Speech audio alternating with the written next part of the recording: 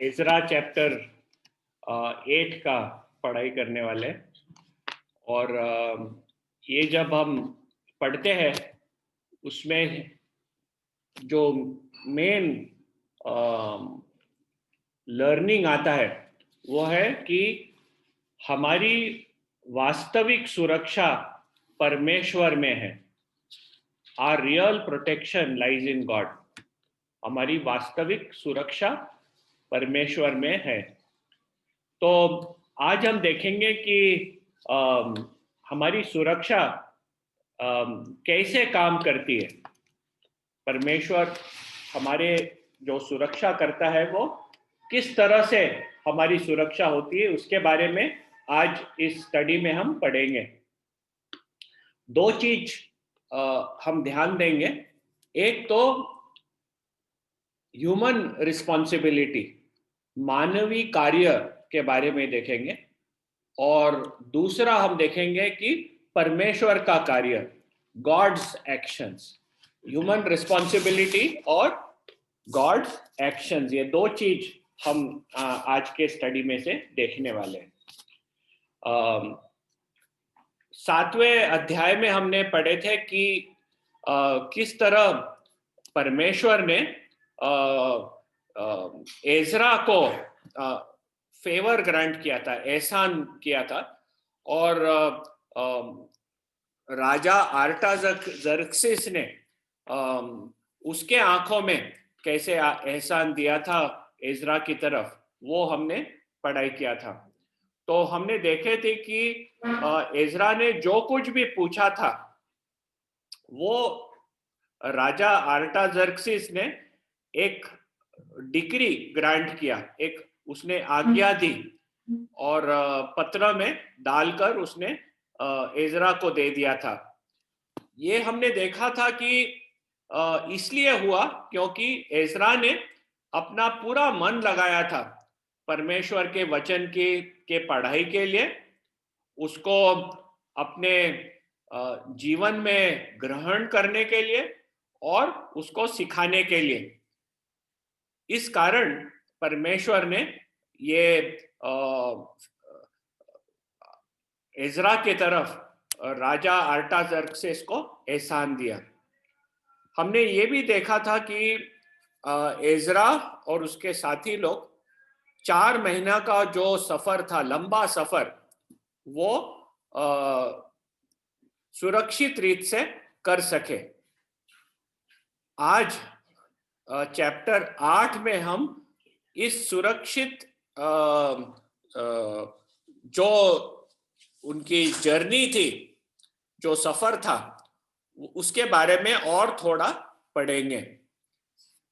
कई समय हम जब हमारा जीवन भी देखते हैं, हमें चिंता रहती है हमारे सुरक्षा के बारे में, और हम हमारी सुरक्षा, हमारे बाल बच्चों की सुरक्षा, हमारे संपत्ति की सुरक्षा के लिए हम लोग चिंतित रहते हैं और काफी चीज का प्रयत्न करते हैं।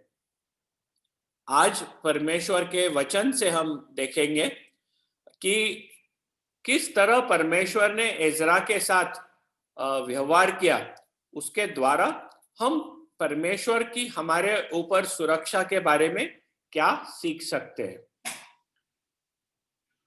आओ, पहला चीज हम जो देखेंगे कि मनुष्य का जो रिस्पॉन्सिबिलिटी है, मनुष्य के जो कार्य है, उसके बारे में देखेंगे। हम पढ़ते हैं कि एजरा का ध्यान उसके मेन जो उद्देश्य था जेरूशलेम पे जाने के लिए, उसके ऊपर उसका ध्यान केंद्रित था कि मैं जेरूशलेम को क्यों जा रहा हूं और उधर जाके क्या करना है। हम सबको ये याद रहना चाहिए कि जो भी बेबीलोन में बसे थे वो काफी उधर सेटल डाउन हो गए थे। जेरूशलेम को जाना, जूडा को वापस जाना एक तकलीफ का काम था। ऐसे नहीं कि हम बोल रहे हैं कि चलो हम अमेरिका जा रहे हैं, उधर थोड़ा आराम की जिंदगी रहेंगी, ऐसा नहीं है। जो भी बेबीलोन छोड़ के वापस यहूदा जा रहा है, वो एक तकलीफ के जीवन में वापस जा रहा है। तो एजरा, वो परमेश्वर ने उसे बुलाया था जेरूसलम को, और उधर उधर का एक उद्देश्य था, और वो उद्देश्य को पूरा करने के लिए उसका पूरा ध्यान उसके ऊपर केंद्रित है। और वो याजकों और लेवियों लोगों को हम देखते हैं इकट्ठा करता है, क्योंकि उधर जाके लोगों के धार्मिक जीवन के लिए कार्य करना हो तो याजकों और लेवियों लोगों का एक उसमें भाग है। तो पहले से पहला वर्सेस 1 to 14, 1 से 14 वचन हम इजरा में जब पढ़ते हैं, वो एक पूरा लिस्ट है, 1500 लोगों का लिस्ट है, जो लोग तैयार हो गए इजरा के साथ वापस जेरूसलम जाने के लिए। लेकिन 15वें वचन में हम देखते हैं कि इजरा ने उधर जांच लिया कि कौन कौन इकट्ठा हुआ, और जब उसने जांचा तब उसने देखा कि किसी लेवी को उसने न पाया। वो लिस्ट में लेवी के कोई लोग नहीं थे। अभी लेवी का होना, लेवी के लोग होना महत्व का था, क्योंकि वे जो मंदिर का जो पवित्र सामान है, जो सोना का चीज, चांदी के जो बर्तन है, वो सब पवित्र है, और उसको उठाने के लिए सिर्फ लेवी लोगों को नियुक्त किया जाता है। और एजरा ये सब बर्तन लेके वापस जाने वाला है। लेवी का उधर एजरा को पता था उधर जाके उसे मॉरल रिफॉर्म, नैतिक सुधार करना है जेरूसलम में जाके, और उसमें भी लेवी लोगों का काम था। तो 17 में हम देखते हैं कि एजरा कुछ एक्शंस लेता है ताकि लेवी लोग उसके साथ जाए। तो वर्स 17 पढ़ना निधि या ग्रेसी पेन, 17वां वचन। बुलवाकर ईदो के पास जो काशिप्या नामक स्थान का प्रधान था भेज दिया, और उनको समझा दिया कि काशिप्या स्थान में ईदो और उसके भाई नतीन लोगों से क्या क्या कहना, ताकि वे हमारे पास हमारे परमेश्वर के भवन के लिए सेवा टहल करने वालों को ले आए। तो वो वर्स 16 में बताते हैं कि जो उनके प्रमुख लोग थे उन्हें एजरा बुलाता है और ईदो के पास भेजता है। और ये ईदो कासिपिया नाम स्थान का प्रधान था, और वो कहता है इनको जाके कि ईदो को क्या कहना। उसका इरादा था कि परमेश्वर के भवन के लिए सेवा टहल करने वालों को वो ले आए। तो हम देखते हैं कि उन लोग एजरा का पूरा ध्यान इनको सेवा में लाने के लिए वो भेजता है। और बाद में हम पढ़ते हैं कि किस तरह से ईदो ने उधर सही लोगों को एकत्रित किया, और वे आकर इजरा के साथ जेरूसलम जाने के लिए तैयार हो गए। पहले लिस्ट में उनका नाम नहीं है, और जब इजरा ने देखा कि उनका नाम नहीं है तो वो एफर्ट्स डालता है, प्रयत्न करता है, ताकि जो लोग की जरूरत है वो लोग भी जेरूसलम जाने में शामिल हो जाए। तो इसमें से हम देखते हैं कि एजरा सिर्फ यरूशलेम जाने के लिए नहीं निकलता है, लेकिन उधर जाके क्या करना है उसके लिए वो लेवी लोगों को बुलाता है। फिर हम देखते हैं कि जो भी अ, कार्य करना है वो परमेश्वर के तरीके से करता है। एजरा हर एक चीज परमेश्वर के तरीके से करता है। जो भी सोना चांदी के बर्तन है वो याजक और लेवी लोगों के हाथ में, जो नियुक्त लोग हैं, जो व्यवस्था में जो नियुक्त लोग हैं उनके हाथ में सौंप देता है, ताकि वे उठाकर उसको परमेश्वर के मंदिर में जाके डालें।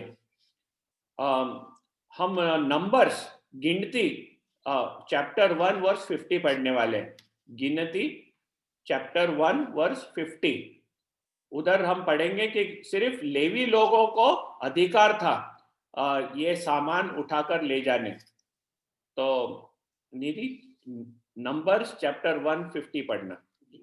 गिनती गिनती 1:50 वचन। परंतु तू लेवियों को साक्षी के तंबू पर और उनके कुल सामान पर, अर्थात जो कुछ उससे संबंधित रखता है, उस पर अधिकारी नियुक्त करना, और कुल सामान सहित निवास को वे ही उठाया करे, और वे ही उसमें सेवा टहल किया करे, और तंबू के आसपास वे ही अपने डेरे को डाला करे। हाँ, तो उधर हम देखते हैं कि लेवी लोगों को नियुक्त किया गया था। क्या किस लिए नियुक्त किया गया था? कि कुल सामान पर और उसका जो देखरेख करना है, और उसके अधिकारी उन लोग नियुक्त किए गए थे। वे ही उसे उठाकर ले जा सकते थे और उसमें सेवा टहल भी किया करते थे। तो हम देखते हैं कि जो तंबू का सेवा था, जो भी उसमें चीजें थी, कुल सामान था, उसको हाथ लगाना, उसको उठाना, ये सिर्फ लेवी लोग कर सकते थे। तो हम देखते हैं कि जो व्यवस्था में लिखा था उसके अनुसार एजरा लेवी लोगों को बुलाकर उनके हाथ में सब कुछ सौंप देता है। तो वापस अभी एजरा चैप्टर 8 जाके 24 और 25वां वचन हम पढ़ेंगे कि किस तरह एजरा ये करता है। तब मैंने मुख्य याजकों में से 12 पुरुषों को, अर्थात शेरेबिया, हशब्या और उनके 10 भाइयों को अलग करके, जो चांदी सोना और पात्र राजा और उनके मंत्रियों और उनके हाकिमों और जितने इजरायली उपस्थित थे, उन्होंने हमारे परमेश्वर के भवन के लिए भेंट दिए थे, उन्हें तोलकर उनको दिया। तो ये पहला चीज एजरा करता है। पहले तो उसने लेवियों लोगों को बुलाया, बाद में हम देखते हैं कि वो मुख्य याजकों 12 जन को बुलाता है, और जो भी चांदी सोना पात्र है वो उनके हाथ में वो तौल कर दे देता है, ताकि परमेश्वर के भवन के लिए जो भेंट दिया गया था वो उनके कस्टडी में वो देता है। 28 पढ़ना, 27 और उसके बाद जो 26 27 उसमें जो जो बर्तन थे उसके डिटेल्स दिए गए। अभी 28 वर्ष पढ़ना। मैंने उनसे कहा, तुम तो यहोवा के लिए पवित्र हो, और ये पात्र भी पवित्र है, और यह चांदी और सोना भेंट का है, जो तुम्हारे पितरों के परमेश्वर यहोवा के लिए प्रसन्नता से दी गई। तो वो उन्हें याद दिलाता है कि ये पात्र जो उठा के ले जाने वाले हैं आप, वो पवित्र है, और उन्हें भी याद दिलाता है कि तुम तो यहोवा के लिए पवित्र हो। पवित्र होना यानी आप परमेश्वर के लिए अलग किए जाना। लेवी के लोग परमेश्वर ने अलग किया था उसके कार्य के लिए, वो पवित्र हो गए थे। और ये पवित्र बर्तन को हाथ लगाना, उसे उठाकर ले जाना सिर्फ जो अलग किए गए लोग हैं वही कर सकते थे। तो वो पवित्र चीज को पवित्र लोगों के हाथ में सौंप देता है। 29th वर्ष पढ़ना। इसीलिए जागते रहो, और जब तक तुम इन्हें यरूशलेम में प्रधान याजकों और लेवियों और इज़राइल के पितरों के घराने के प्रधानों के सामने यहोवा के भवन की कोठरियों में तोड़ कर न दो, तब तक इनकी रक्षा करते रहो। हाँ, तो सब सामान देता है, बोलते जागते रहो, ध्यान देना इसके ऊपर और इनकी सुरक्षा करते रहो। तो उनके हाथ में पूरी तरह से वो सौंप देता है। And verse 30। तब याजकों और लेवियों ने चांदी, सोने और पात्रों को तोलकर ले लिया कि उन्हें यरूशलेम को हमारे परमेश्वर के भवन में पहुंचाए। हाँ, तो हम देखते हैं कि उन्होंने ये जो जिम्मेदारी दी थी, इज़रा ने वो उन्हें ले लिया ताकि वो जाके परमेश्वर के भवन में उसे पहुंचाए। इसमें से हमें क्या सीखने मिलता है? कि एजरा परमेश्वर का काम परमेश्वर के रीत से किया। ऐसा नहीं कि चलो एक चांदी सोना बर्तन है, 1500 लोग उनके उसके साथ थे, किस किस के हाथ में सौंप दिया, चलो हम निकले इधर से। नहीं, वो जानता था कि परमेश्वर का कार्य सिर्फ परमेश्वर के नियुक्त रीत से किया जाना चाहिए। और लेकिन ये नियुक्त लोग नहीं है साथ में, तो जाके उन्हें बुलाता है ताकि वो उनके साथ आके शामिल हो। और फिर उन लोग आने के बाद उनके हाथ में ये बर्तन जो पवित्र है उन्हें सौंप देता है। तो जब हम परमेश्वर की सुरक्षा के बारे में ध्यान देते हैं, तब हमें ये देखना है कि हमारी जो जिम्मेदारी है, क्या हम वो परमेश्वर के रीत से कर रहे हैं या नहीं। परमेश्वर ने हमें एक मंदिर बनाया है, परमेश्वर ने हमें कलीसिया बनाया है, और ये कलीसिया परमेश्वर का मंदिर है। और ये मंदिर में हम उसके भागीदार हैं, हम जैसे परमेश्वर के याजक हैं। और इस मंदिर में, इस परमेश्वर के कलीसिया में एक दूसरे के साथ व्यवहार करने का एक रीत है, जिस रीत से परमेश्वर चाहता है कि हम एक दूसरे के साथ व्यवहार करें, उसके बारे में हम पढ़ेंगे पहला तिमोथी चैप्टर 3 वर्स 15 में। तो वो पढ़ना, 1 तिमोथी चैप्टर 3 वर्स 15।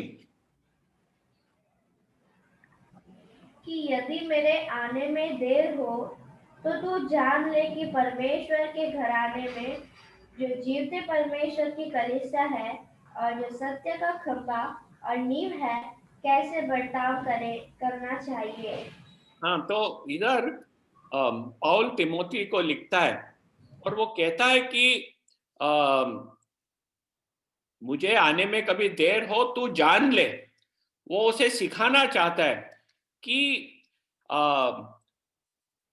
हम लोग जो कलीसिया है वो परमेश्वर का, ये जीवित परमेश्वर का घर है, और हमारे में भी एक दूसरे के साथ बर्ताव कैसा करना चाहिए उसकी एक रीत है, और वो हमें सीखना है।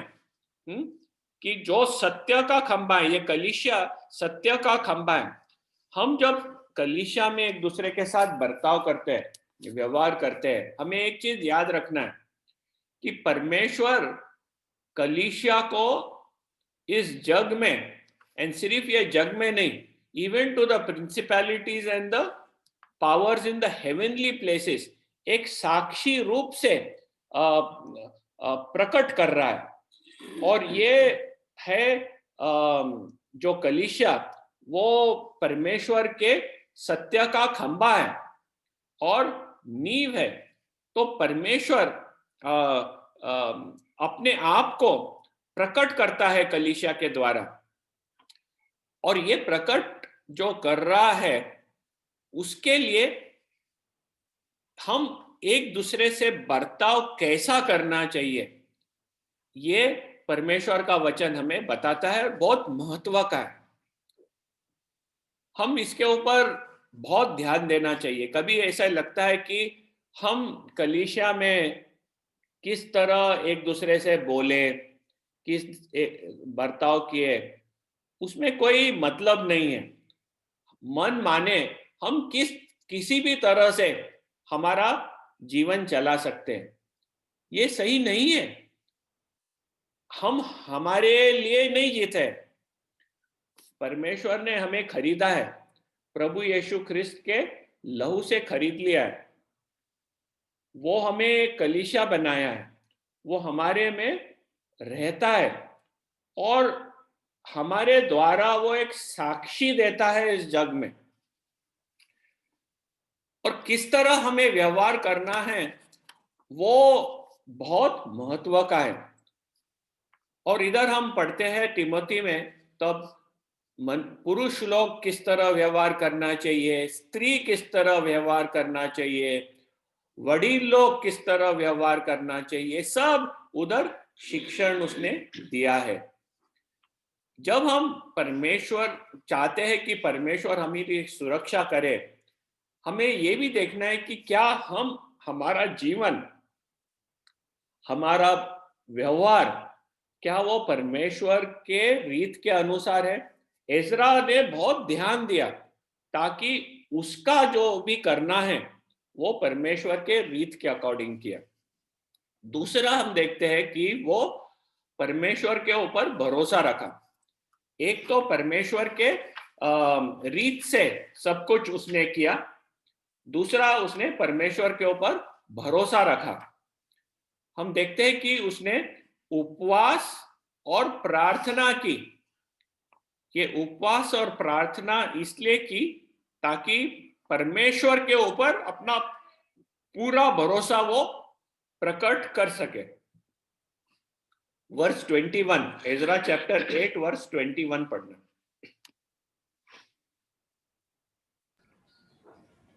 तब मैंने वहां अर्थात अहवा नदी के तट पर उपवास का प्रचार इस आशय से किया कि हम परमेश्वर के सामने दीन हो और उनसे अपने और अपने बाल बच्चों और अपनी समस्त संपत्ति के लिए सरल यात्रा मांगे। तो वो दो चीज करता है, एक तो उपवास करता है और कुछ मांगता है, प्रार्थना करता है। उपवास क्यों करता है? ताकि परमेश्वर के सामने दीन हो। जब हम उपवास करते हैं, ये उपवास इसलिए उसने किया ताकि वो परमेश्वर के सामने बताए कि हम लोग दीन हैं, हमारे में कोई खुद की there is no worth of our own, हमारे में खुद का वर्थ नहीं है। तो दीन हो जाते हैं, वो परमेश्वर के सामने जाकर ये बताते हैं कि हम हम्बल है, हमारे में कोई घमंड नहीं है, हमारी खुद की शक्ति नहीं है, हमारा भरोसा पूरी तरह सिर्फ आपके ऊपर है। तो उसने उपवास किया और फिर वो कुछ मांगा, प्रार्थना किया। किस चीज के ऊपर मांगा? कि हमारे बाल बच्चों के लिए और समस्त संपत्ति की सरल ये रक्षा करना और हमारी यात्रा सरल हो। तो सरल यात्रा के लिए वो प्रार्थना करता है। इसमें से हमें समझ में आता है कि किस तरह जब सुरक्षा की चीज होती है, हमारी जिम्मेदारी होती है कि हम पूरा भरोसा परमेश्वर के ऊपर प्रकट करें।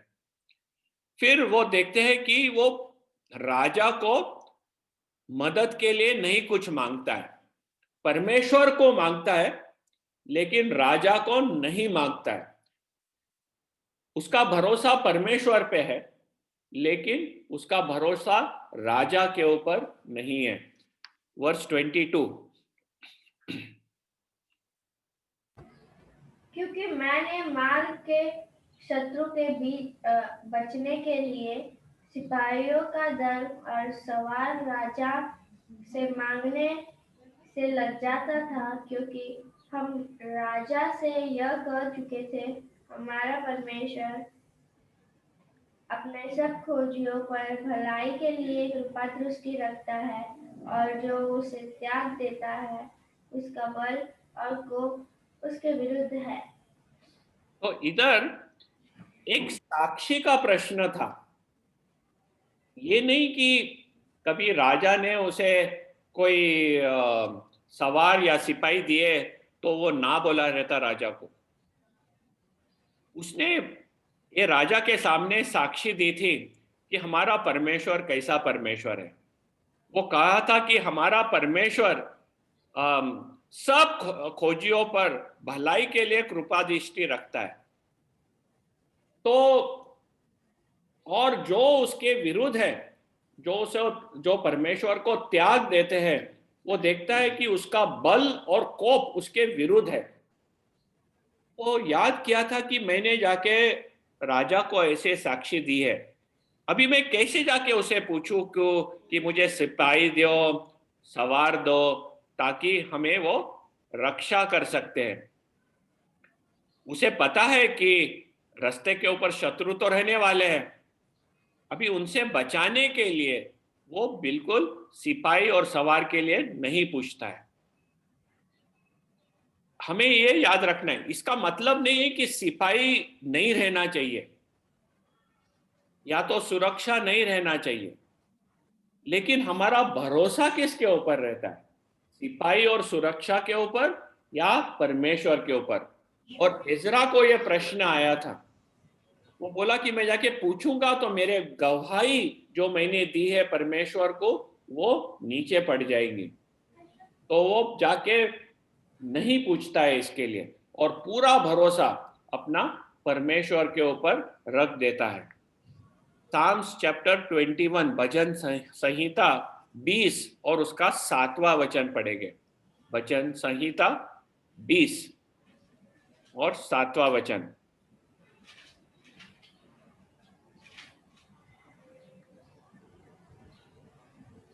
किसी को रथों का और किसी को घोड़ों का भरोसा है, परंतु हम तो अपने परमेश्वर यहोवा ही का नाम लेंगे।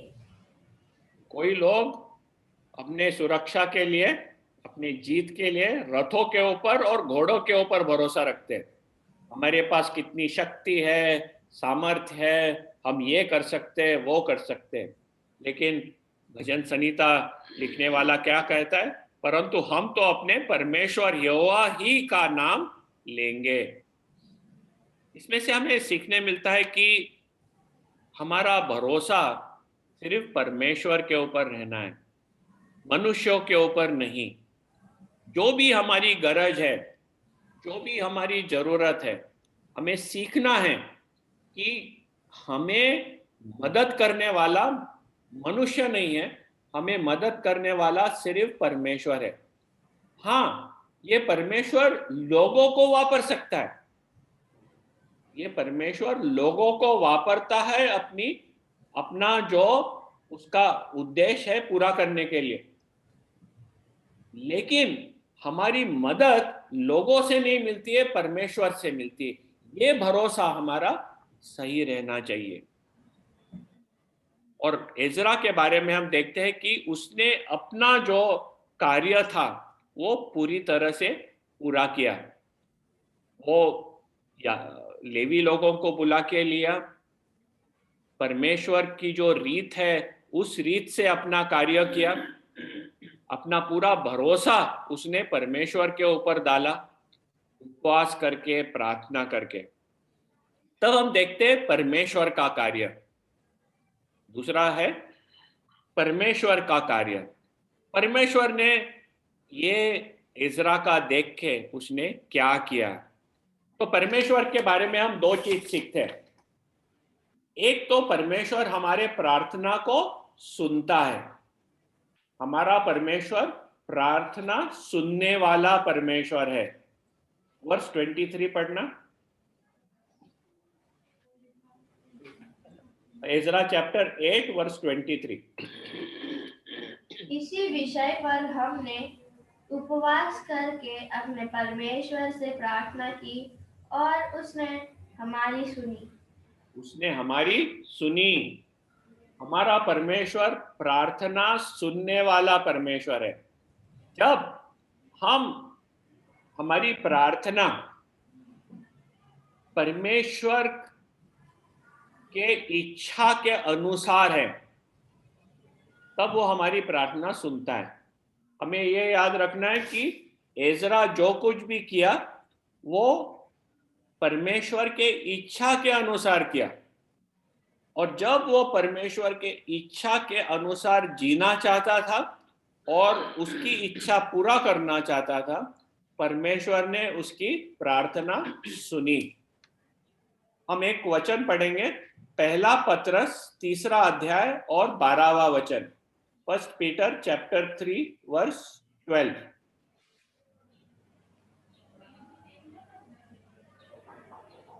क्योंकि प्रभु की आंखें धर्मियों पर लगी रहती है और उसके कान उनकी विनती की ओर लगे रहते हैं, परंतु प्रभु बुराई करने वालों के विमुख रहता है। तो परमेश्वर प्रभु की आंखें धर्मियों पर लगी रहती है और उनका कान उनकी विनती की ओर लगे रहते हैं। तो ये है हमारा परमेश्वर। हम जब प्रार्थना करते हैं वो हमारी प्रार्थना सुनता है। लेकिन एक चीज हमेशा याद रखना, जब हमारी प्रार्थना परमेश्वर के इच्छा के अनुसार है, when our will is aligned to the will of God, you can ask whatever you pray, God will listen and answer. तो हम इसमें से एक हमें कॉन्फिडेंस मिलता है कि परमेश्वर हमारे साथ है। जब परमेश्वर हमारी प्रार्थना सुनता है और उसके कान हमारी विनती सुनती है, तब हमें एक हिवाय मिलता है, हियाय मिलता है, कॉन्फिडेंस मिलता है। रोमियो चैप्टर 8 वर्स 31 में ये हम पढ़ते हैं कि यदि परमेश्वर हमारे ओर है तो हमारा विरोधी कौन हो सकता है। यदि परमेश्वर हमारे ओर है तो हमारा विरोधी कौन हो सकता है। परमेश्वर हमारी ओर होना ये सबसे महत्व का है, और हमारा परमेश्वर हमारे प्रार्थना सुनने वाला परमेश्वर है। सिर्फ प्रार्थना नहीं सुनता, वो हमारे प्रार्थना के अनुसार वो कार्य भी करता है। God not only listens, he also acts. तो ये हमारा परमेश्वर है जो कार्य भी करता है। उसके लिए वर्स 31 पढ़ेंगे, एजरा चैप्टर 8 वर्स 31 पढ़ना। पहले महीने के 12वें दिन को हमने आहवा नदी के कूच करके यरूशलेम का मार्ग लिया, और हमारे परमेश्वर की कृपा दृष्टि हम पर रही, और उसने हमको शत्रुओं और मार्ग पर घात लगाने वालों के हाथ से बचाया। हाँ, तो उन लोग ने अपना प्रार्थना किया और जो सफर है वो शुरुआत कर दी। हमने आहवा नदी से कूच करके यरूशलेम का मार्ग लिया। डर के मारे उन लोग आहवा नदी पे रुक नहीं गए कि अभी क्या होगा हमारा। कभी कभी हम लोग प्रार्थना करते हैं और फिर वी फ्रीज, हम लोग रुक जाते हैं, हम लोग रुक जाते हैं, हम लोग डर जाते हैं और हलते नहीं। एजरा से हम देखें कि उन लोग आहवा नदी से कूच करके शुरुआत कर दिया उन्होंने अपना सफर। और यरूशलेम के मार्ग को निकले, और हमारे परमेश्वर की कृपा दृष्टि हम पर रही। तो हम देखते हैं कि इन लोग निकले और परमेश्वर की कृपा दृष्टि उस पर रही। परमेश्वर ने उनका प्रार्थना सुना था, और जैसे उन लोग ने सफर शुरू की, परमेश्वर की कृपा दृष्टि उनके साथ हमेशा रही। और इधर लिखा है कि उसने हमको शत्रुओं और मार्ग पर घात लगाने वालों के हाथ से बचाया। इसके मतलब है कि वो जो 3.5-4 महीने का सफर था, उसमें रास्ते पे शत्रुएं थे, रास्ते पे घात लगाने वाले भी थे, लेकिन उन्होंने इनके ऊपर कुछ किया नहीं। क्यों नहीं किया? क्योंकि इधर परमेश्वर उनके पक्ष में काम कर रहा है। कैसे काम किया हमें नहीं पता। ऐसा हो सकता है कि शत्रुओं ने और घात लगाने वाले लोग उन्हें देखा और सोचा भाई उनको कुछ नहीं करना है, या तो उनका ध्यान दूसरी तरह फेर लिया गया। कैसे परमेश्वर ने बचाया पता नहीं, लेकिन इन लोग शत्रु थे, घात लगाने वाले थे, लेकिन ये सब से के हाथ से परमेश्वर उन्हें बचाकर यरूशलेम को पहुंचाया। वर्ष 31, अंत में हम यरूशलेम को पहुंचे। तो परमेश्वर हमारा प्रार्थना सुनने वाला परमेश्वर है, और वो हमारे प्रार्थना के अनुसार कार्य भी करने वाला परमेश्वर है। यूहान अंत में हम ये देखेंगे कि यूहान चैप्टर 15 वर्स 7 पढ़ना। यूहान का 15वां अध्याय और 7वां वचन।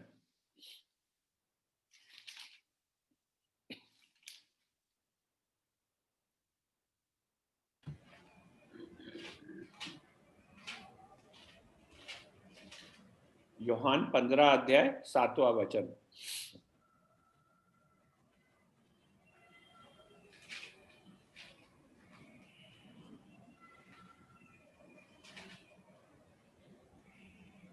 यदि तुम मुझ में बने रहो और मेरा वचन तुम में बना रहे, तो जो चाहो मांगो और वह तुम्हारे लिए हो जाएगा। ये परमेश्वर का वचन है, इसके ऊपर हमारा पूरा भरोसा रह सकता है।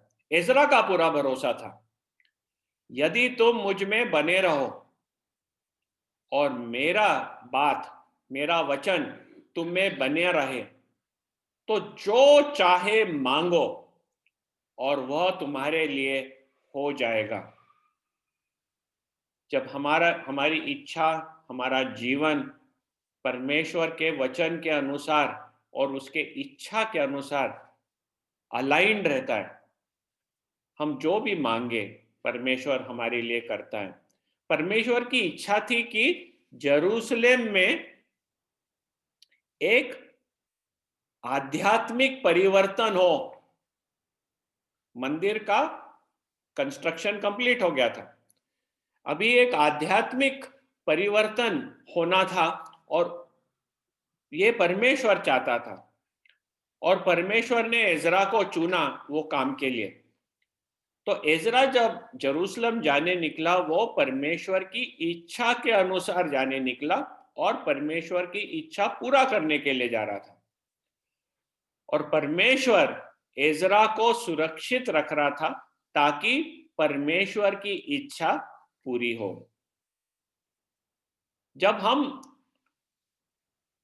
हमारे में भय रहता है, और आज जो चैप्टर एजरा का चैप्टर 8 पढ़े, वो पूरे इसमें से हम जब भयभीत होते हैं और चिंतित होते हैं, तब हमारा ध्यान किसके ऊपर रहता है? ये प्रश्न हमें खुद को पूछना है कि जब हम चिंतित और भयभीत होते हैं, तब हम किसके तरफ देखते हैं? क्या हम मनुष्यों की तरफ देखते हैं या परमेश्वर की तरफ देखते हैं? क्या सिर्फ परमेश्वर अकेले, do we look to God alone and pray to him? क्या हम सिर्फ परमेश्वर की ओर देखकर उनकी तरफ प्रार्थना करते हैं?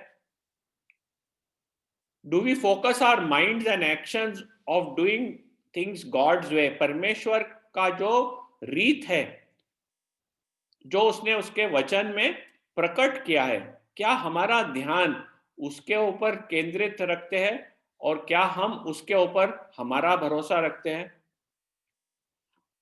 हमें हमारा पार्ट, हमारे कार्य पूरा करना है। हमारा परमेश्वर विश्वासु परमेश्वर है, वो उसका पार्ट हमेशा करता है। वो हमारे प्रार्थना को सुनता है और हमारे प्रार्थना का उत्तर भी देता है।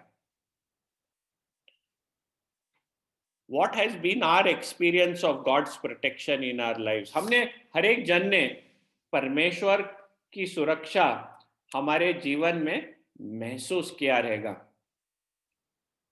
हमारी क्या साक्षी है, हमारा क्या एक्सपीरियंस है इस परमेश्वर के प्रोटेक्शन के बारे में? तो ये हम शेयर कर सकते हैं।